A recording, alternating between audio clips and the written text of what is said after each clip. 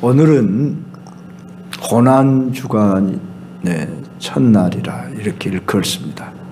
왜 그런가 하면은 어제 우리 주님이 예루살렘 성에 마지막 한 주간의 삶을 사시는 이제 입성을 하셨습니다. 어저께를 가르쳐 우리가 주일날이며 오늘날로 말하면 주일이며 종려주일이라 그렇게 일컬죠.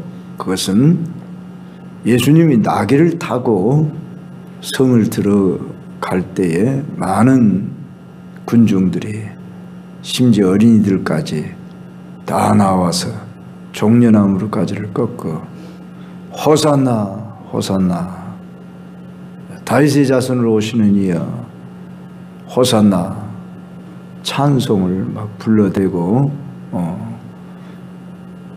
종려나무 가지를 꺾어두고 흔들고 가지를 땅바닥에 깔고 자기들의 겉옷을 이렇게 벗어서 깔면서 환영을 했습니다. 자, 그렇게 환영을 하루는 한 것 같았는데 이제 예수님은 예루살렘 성전에 들어갔다가 때가 저물매 베다니로 가서 주무시고 이른 아침에 다시 성으로 들어오셨다 하는 이야기입니다.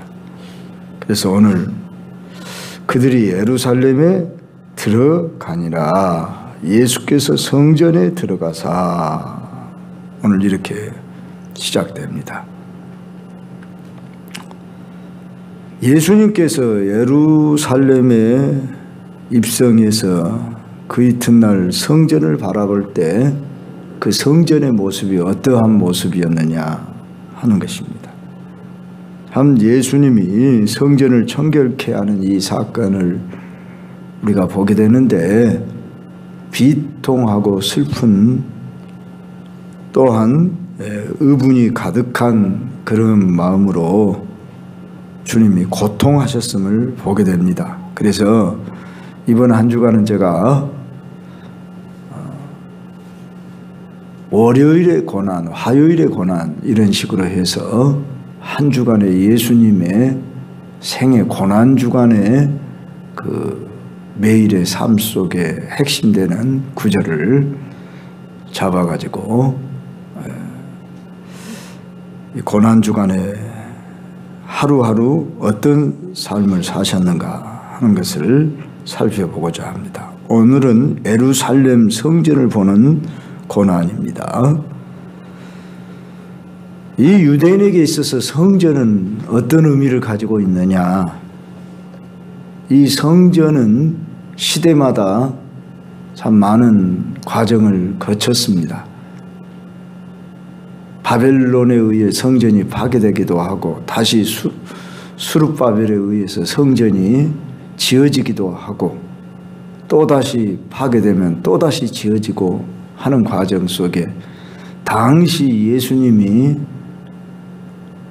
그 오셔서 사시던 때에 그 성전은 헤롯 성전이라 일컬어지는데 헤롯이 자기의 그 왕권을 과시하고자 그렇게 성전을 개축하며 46년을 걸쳐 짓고 있었다 합니다. 여하간 성전은 유대 민족의 중심으로서 성전은 바로 뜰과 성소와 지성소로 구분되는데 지성소에는 하나님의 법궤가 모셔져 있습니다. 거기에 하나님이 임재해 계시는 상징이고 하나님의 백성은 하나님을 만나는 장소가 성전이고 성전에서는 매일 제사가 드려지고 있는 그런 장소입니다. 특히 예수님이 지금 이 성전에 들어오셨을 때는 6월절이 한 6일에서 얼마 남지 않은 그런 시간으로서 이곳저곳에서 많은 사람들이 몰려왔습니다. 국내는 물론이고 국외에 흩어져 있던 유대인들이 막 인산인해를 이루며 사람들이 점점 많이 모여지고 있는 그때에 예수님도 의례껏 이 성전을 들렀습니다. 그런데 이 성전은 곧 자기 자신의 육체를 가리킨다는 사실로 예수님이 그런 말씀을 했어요. 요한복음 2장 19절로부터 21절에 보면은 이 성전을 헐라 내가 3일 만에 일으키리라. 그러니까 유대인들이 아니 이 성전은 46년에 걸쳐 지어졌거늘 네가 3일 동안에 일으켰다는 말이냐? 그러면서 어제 우리가 그 영화 상영 속에서도 그 대제사장이나 이런 사람들이 예수님을 고소해야 될 때 성전을 못 오겠다고 그 죄목을 거기에다가 걸어 죽이려고 하는 모습을 보았습니다. 자, 바로 성전은 자기 육체를 말씀하신 것이라 제자들까지도 그 말이 무슨 뜻인지 이해를 못했는데 죽은 자 가운데서 살아난 후에야 제자들이 이 말씀하신 것을 기억하고 우리 복음서에 기록을 해놓고 있는 말씀처럼 성전은 하나님의 집이기도 하고 자신의 육체를 가리키기도 하기 때문에 예수님이 운명하실 때 성전의 휘장이 위에서 아래까지 찢어져 버렸던 것을 압니다. 자, 그런데 이 성전에서 지금 되어지고 있는 모습을 보니까 성전 안에서 매매를 하고 있었더라. 그것입니다.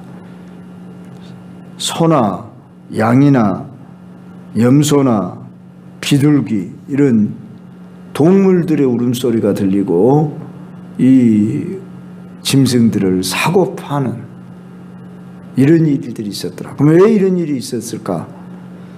편리주의에 의해서 그런 것입니다.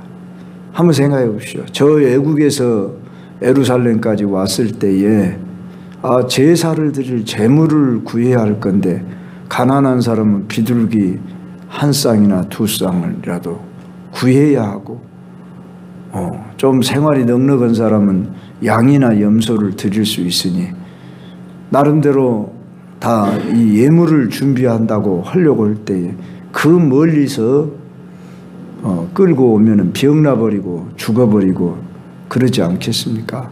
그러니까 그들은 이제 그 이방인의 뜰에서 사서 예물을 드리는 방법이 편리하겠다 해서 언제부터인지 그것이 허락이 된 거예요. 그래서 이방인의 뜰에서 이 짐승 울음소리가 들리고 또한 사고 파는 이런 일이 있고 여기 보니까 돈 바꾸는 자들의 상과 비둘기 파는 자들의 의자를 둘러 엎으셨다 그랬습니다. 그러면서 우리 예수님이 분을 내시고 노끈으로 채찍을 만들어 쫓고 그랬습니다. 자, 어떻게 보면 참 지금까지 해왔던 관행이다 이거지요. 지금까지 해왔던 관행을 네가 무언데 네가 이런 지금 일을 하는 거야? 그러고 제사장들이나 장로나 이런 종교 지도자들이 볼 때에 참 예수님을 볼 때 분이 날 수도 있고 미운 마음이 가득했을 것입니다. 누구의 권세로 네가 지금 이런 일을 하느냐? 그러면서 도리어 이들이 속에서 부글부글 막 끓어오르는 화가 가득했습니다. 그런데 우리 예수님은 하나님의 집이 기도하는 집이 되어야 하는데 오늘날 뭐가 되어버렸어요? 장사하는 집으로 만들어버렸다. 이 사복음서에 다 나와요. 그리고 조금씩 비교해 보면서 여러분이 마태복음, 누가복음, 요한복음도 참고해 보시면 됩니다. 내 아버지의 집을 장사하는 집으로 만들지 말라. 예수님은 성전을 뭐라고 했다고요? 내 아버지의 집이라 했다고요. 그리고 기록되었을 때 하면서 이사야 성경 말씀을 인용합니다. 그래서 내 집은 만민이 기도하는 집이라 칭함을 받으리라고 하지 않았느냐? 우린 여기서 물론 오늘날의 그 구약시대 말하는 성전은 없습니다. 있어서도 안 됩니다. 그러나 그 역할을 하는 곳이 어디냐? 그러면 교회입니다. 교회는 건물이기 전에 물론 교회당입니다. 그랬을 때에 교회당 안에서의 모습이 어떠해야겠느냐? 그럴 때 우리는 우리 자신들이 모여질 때 바로 이 집은 기도하는 집이다. 그것을 꼭 기억하셔야 됩니다. 그래서 교회는 기도하는 집으로 인식하고 이곳에서는 기도 소리보다 더 큰 소리가 나지 않아야 되고 기도 소리 때문에 내가 큰 소리는 아무래도 괜찮습니다. 그러나 다른 어떤 혈기가 나온다든지 어떤 자기의 주장이 나온다든지 그러면 안 되는 것이 바로 주님의 집이란 것을 인식하고 여러분들이 오늘날 주님이 교회를 바라보실 때 어떻게 보실까 할 때 아마 그 시대의 탄식보다 더 하셨으면 더 하셨지 덜 하지 않는 모습이 종종 보여지는 경우도 있을 것입니다. 그래서 심지어 강도의 소굴을 만들었도다 그랬습니다. 왜 이런 말씀을 하셨을까요? 그것은 지금 성전이 매매하고 돈 바꾸고 그저 다른 용도로 쓰여지고 있는 이런 모습들을 볼 때 매우 비통한 모습에서 그런 예수님이 성전을 깨끗게 하는 모습을 나타내신 것입니다. 저는 여기에 있어서 언젠가도 이 말씀을 여러분에게 설교한 적이 있습니다. 편리주의, 안일주의 때문에 나타난 병폐라 그런 말씀입니다.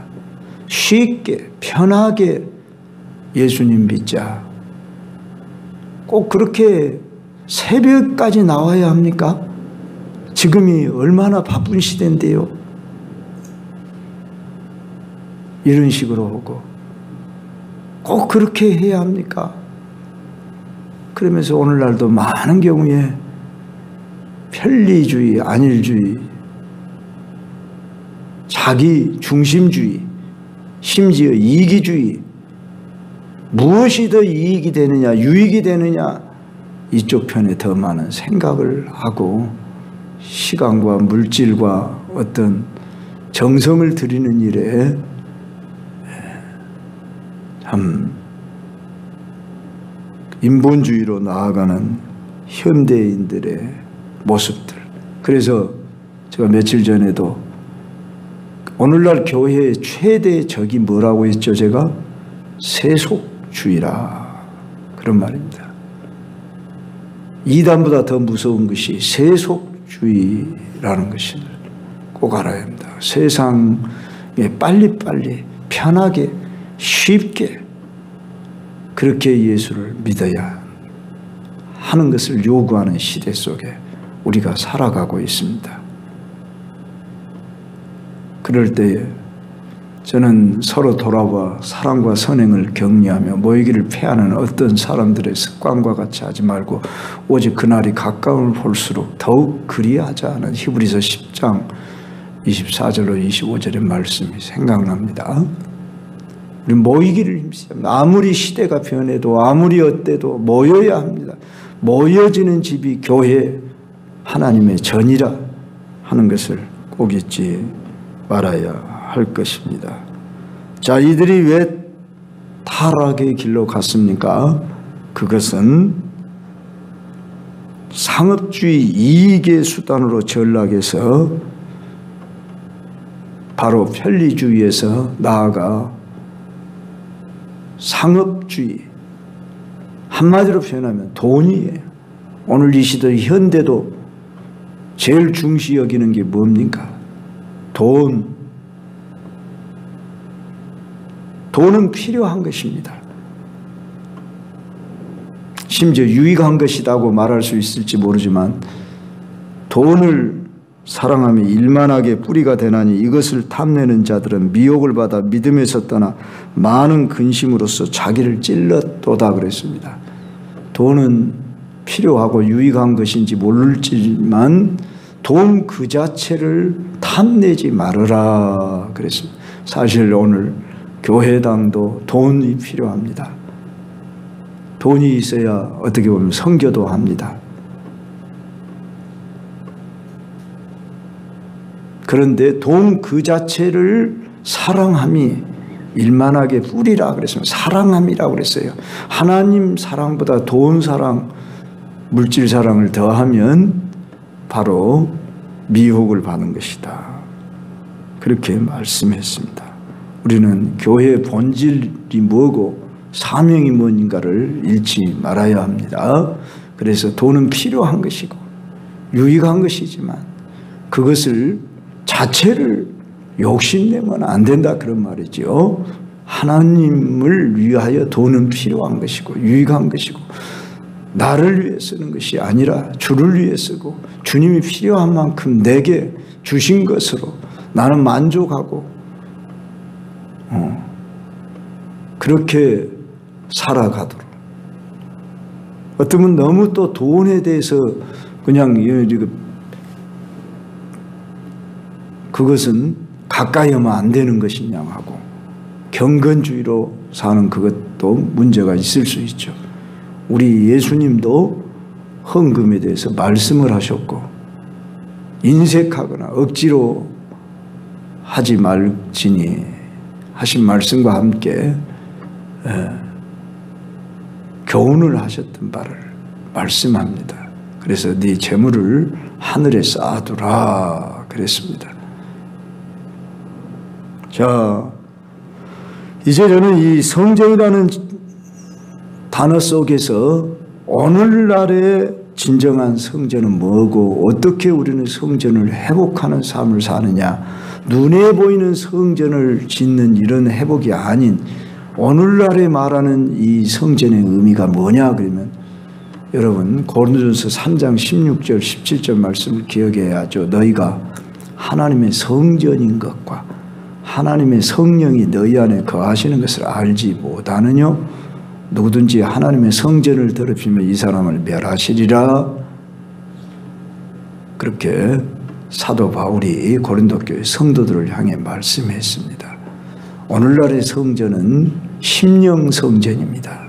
내 마음 성전, 내 육체 안에 있는 심령에 주님이 거하시고 성령이 거하시기 때문에 내가 성전된 육체로 움직이는 성전, 에베소서 성전이 지어져 간다고 이렇게 이야기했습니다.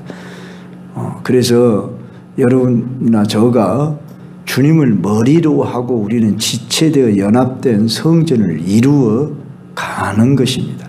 오늘 교회라는 말은 바로 우리가 주님을 머리로 하고 지체된 자들의 연합으로 모여 주님의 몸을 이루어가는 영적 성전. 그래서 우리는 하나하나의 지체로서 오늘 나는 성전된 내 몸을 잘 관리하고 마음을 관리하고 영을 관리하는 것, 이게 성전을 보존하는 것입니다. 그래서 내가 주 앞에 바로 살아가는 것, 주와 함께 살아가는 것, 이게 성전을 깨끗이 하는 거예요. 어디 가서 성전이 아니라. 그랬을 때에 내 집은 만민이 기도하는 집이라 했어요. 그러면 우리 심령이 뭐하는 집이 돼야 돼요? 늘 기도하는 집이 돼야 한다. 교회 예배당 와서 기도하는 것은 물론이고 길을 갈 때도 여러분이 가정에서 무엇을 하면서도 마음적으로 기도하는 심령으로. 그래서 쉬지 말고 기도하라 이런 말씀이 가능한 거예요. 그렇다고 밥도 먹지 말고 기도만 하라 그런 말이 뜻이 아니라 늘 기도를 멈춤이 없는, 중단함이 없는, 기도를 잃어버리지 않고 살아가는, 늘 주님을 인식하고 그 안에 여러분이 살아가는, 그리고 주님과 동행하는 삶을 살아라 그런 말씀입니다. 그런데 내 안이 그냥 시끄럽고 어떤 때로는 짐승의 울음소리가 나는 것처럼 그렇게 돈 바꾸고 늘 사고 팔고, 물론 여러분 상업을 하셔야죠. 장사하신 분, 일하시는 분, 여러분 직업 다 예수님도 몫으로 일하셨죠. 자, 일하시는 이런 일을 하지 말라는 게 아니라 내 마음 관리를 잘 하셔라 그런 말입니다. 여러분의 하는 일과 함께 그 일 속에서 기쁨을 얻으며 자유를 얻으며 일의 의미를 찾으며 여러분의 성전의 관리를 잘 하셔라 그런 말씀입니다. 그럴 때 우리는 주님이 기뻐하시는 오늘 몸된 교회로서의 회복 중에 회복이 뭘까 저는 생각해 볼 때에 예수님이 새 계명을 우리에게 준다. 요한복음 13장 34절 35절 새 계명을 너희에게 주노니 내가 너희를 사랑한 것 같이 너희도 서로 사랑하라. 이로써 너희가 서로 사랑하면 내 제자인 줄 알리라. 새 계명이다 그렇게 말씀했어요. 새 계명이란 말은 뭔 말씀이에요? 옛 계명이 있다 그 말이죠. 옛 계명은 십계명이고 율법이고 그러죠. 그런데 내가 새롭게 계명을 요약해서 너희들에게 주는데 이제 바로 새 계명은 내가 너희를 사랑한 것 같이 너희도, 예수님이 우리를 사랑한 것 같이 얼마나 사랑했어요? 자신을 내어주기까지 사랑해. 그 사랑으로 너희도 서로 사랑하라. 그래서 오늘 교회의 최대의 관심과 목적이 있다면 사랑이라. 그래서 우리는 사랑으로 서로 교제하고는 집이 되고, 모이는 목적은 사랑하기 위해 모이는 것이고, 주님 사랑, 우리 성도끼리의 사랑. 좀 새로운 성도면 좀 뜨겁게 좀 다 맞이했으면 싶어져요. 물론 그렇게 하는 줄 알면 새 성도뿐만 아니라 물론 우리끼리도 그렇게 하겠지만 특히 이번 주도 새로운 성도가 왔어요. 제가 이렇게 뒤에서 좀 봤어요. 인사를 하는가 안 하는가. 어떤 분은 하는데 어떤 분은 안 해버려요. 남자가 됐건 여자가 됐건 우리 좀 한번 생각해 보세요. 내가 새로 왔는데 다른 성도들이 다 나한테 와서 인사를 해주면 감동이 얼마나 크겠어요. 그렇지 않겠어요? 일부러 찾아가시라 그 말이에요. 아니 다음 주면 또 보겠지. 다음 주는 또 다음 주에 볼지 안 볼지 기회가 주어져야 하는 거 아닙니까? 내일 일을 모르는 가운데 오늘 만남 속에서 좀 뜨겁게 좀 찾아가서 맞이하고 기쁘게 맞이하고 그러면 이야, 이 교회는 사랑이 넘치구나. 점수 따고 들어가는 거예요. 거기서. 성도가 많냐 적냐를 떠나서 우리가 좀 그래 봤으면 아쉬움. 좋은 점을 내가 말씀을 드려야 할 줄 아는데 물론 우리 교회에 사랑이 있는 교회입니다. 그런데 더 뜨겁게 지금보다 배나 좀 다 그렇게 참 잘 안 되는 우리들의 모습을 늘 표현을 하면서 작은 일에서부터 우리가 표현하고 나타내면서 이렇게 여러분의 삶들이 전개될 때 주님 보시기에 아름다운 교회로 나아갈 줄로 믿습니다. 주여 외치며 오늘 고난주간의 시작이 내가 어떻게 살아야 할 것인가. 오늘 또 주신 말씀 부여잡고 주여 왜 성전을 먼저 보시고 주님이 성전을 깨끗게 하셨는가. 오늘의 성전이 무엇인가. 어떻게 살아야 할 것인가? 주님, 그렇게 살게 해 주옵소서.